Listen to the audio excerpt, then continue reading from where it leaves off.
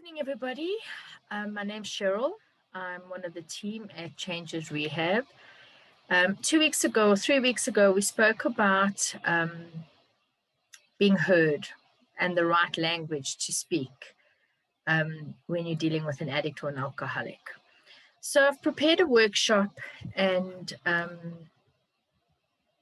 sorry, I'm just letting some people in. I'm going to ask for a couple of volunteers later. So if you are open to volunteering, please send me a message in the chat room. The question I'm going to ask you later is to give us one very specific example of conflict you had with your addict loved one. Use about half a minute to a minute, and we'd like the detail. So what the argument was about, what they said, and what you said. Okay, let's kick off.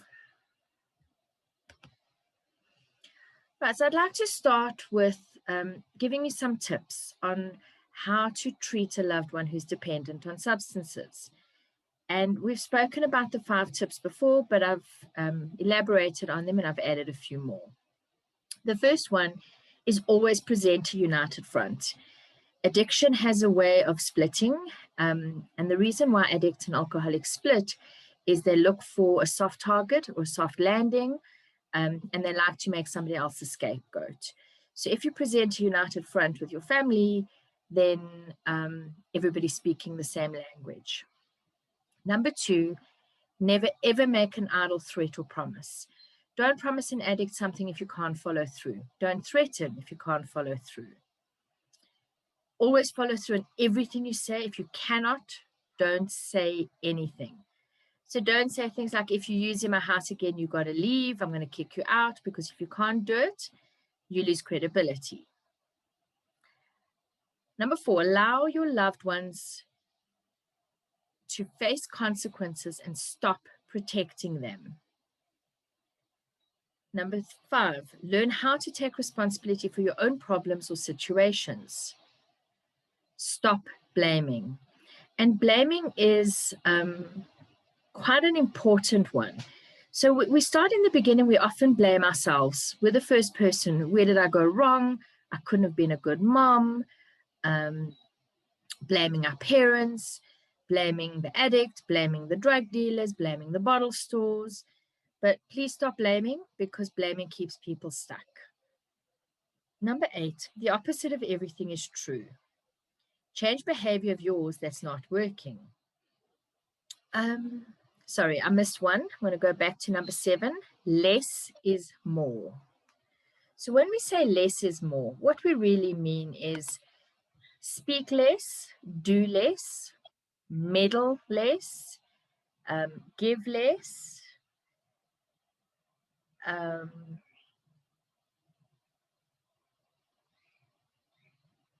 participate less. 8, the opposite of everything is true. Change behavior of yours that's not working. 9, stop talking and learn how to act differently in a non-abusive, non-enabling way, both for yourself as well as the addicted loved one. When we say stop talking, we as families have a way of perpetually talking, nagging, and then we want to know why things don't change. So we learn to act in a non-abusive, non-enabling way, both for ourselves as well as for the addict. Number 10, learn how to be honest in all your affairs. We ask the addict in treatment to start getting honest. But if we look really deep within ourselves, we find that we're not that honest. If he doesn't go to work, we'll phone and say, oh, he's got a stomach bug. We're not going to phone the employer and say, listen, he's been on a drug binge and he won't be at the office. We're too worried about what people are going to think. Number 11, get help. Find an addiction counselor and or support group and learn everything you need to know about addiction. Don't stop even when you think you've had enough or learnt enough. Recovery is a journey and not a destination. So please remember those 13 tips that we've just given you.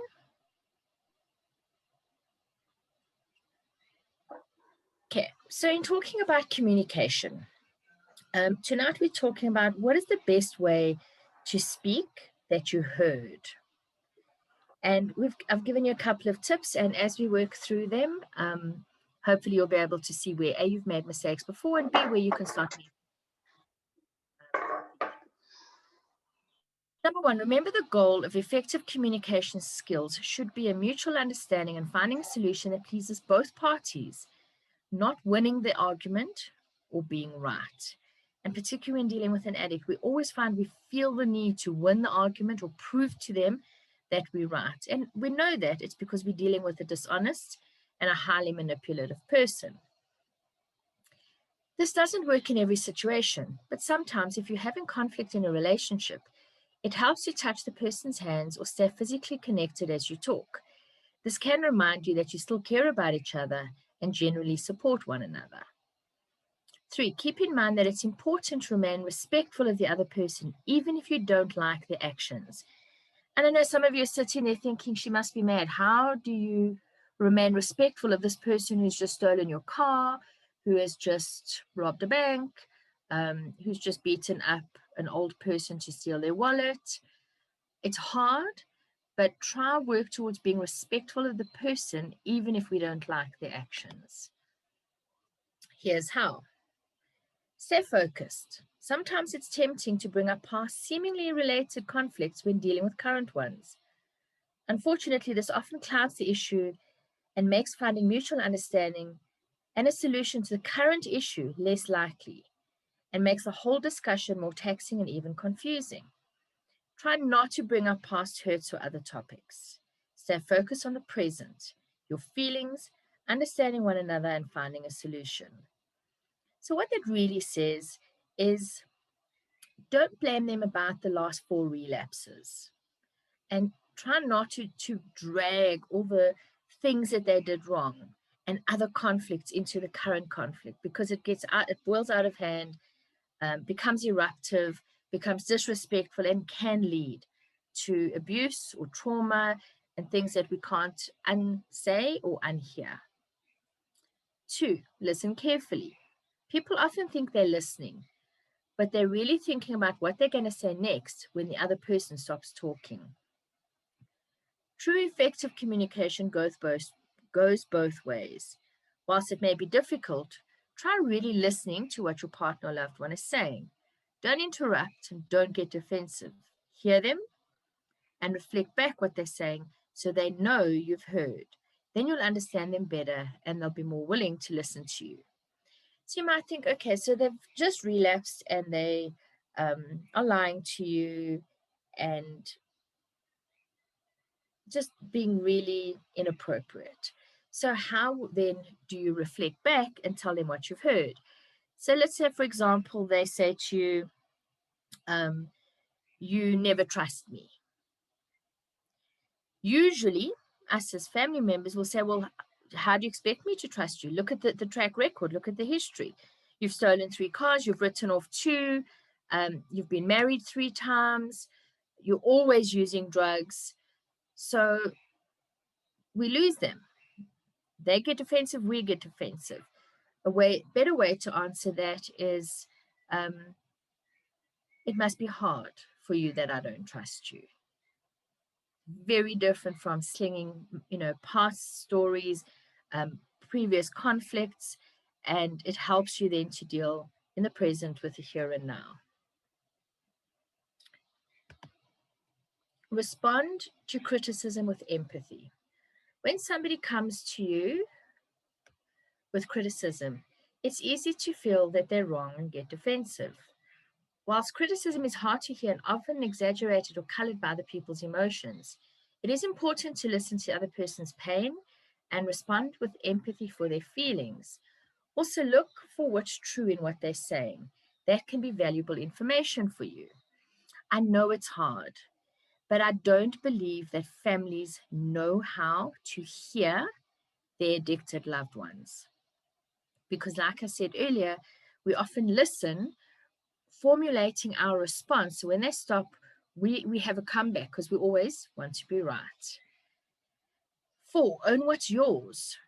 Realize that personal responsibility is strength, not a weakness. Effective communication involves admitting when you're wrong, and if you both share equal responsibility in conflict, which is usually the case, look for and admit to what's yours. It diffuses the situation, sets a good example, and shows maturity. It often inspires the other person to respond in kind, leading you both closer to mutual understanding and a solution. I do believe that it's really hard when you're dealing with an addicted person to look at your stuff. It's so easy to look at them. They're causing so much chaos. They're lying. They're using drugs and alcohol. They're not paying their bills. They're getting fired. They're not coming home. So, it's easy to say, well, what's mine in that? And that's what I think takes us a long time, is learn to look inward and not always looking to point out where they're wrong, and we're not looking at our own personal responsibility. Okay, use I messages. Rather than saying things like you really messed up here, begin statements with I and make them about yourself and feelings. Like, I feel frustrated when this happens. It's less accusatory, sparks less defensiveness, and helps the other person understand your point of view rather than feeling attacked. Try the assertiveness formula. I feel, when you, and I would prefer it if. Okay, number 7, look for compromise. Instead of trying to win the argument, look for solutions that meet everybody's needs. Either through compromise or a new solution that gives you both what you want most. This focus is more effective than one person getting what they want at the other's expense. Healthy communication involves finding a resolution that both sides can be happy with. 8, take a time out. Sometimes tempers get heated, and it's just too difficult to continue a discussion without it becoming an argument or a fight. If you feel yourself or your partner, loved one, starting to get too angry to be constructive or showing some destructive communication patterns, it's okay to take a break from the discussion until you both cool off. Sometimes good communication means knowing when to take that break. 9, don't give up.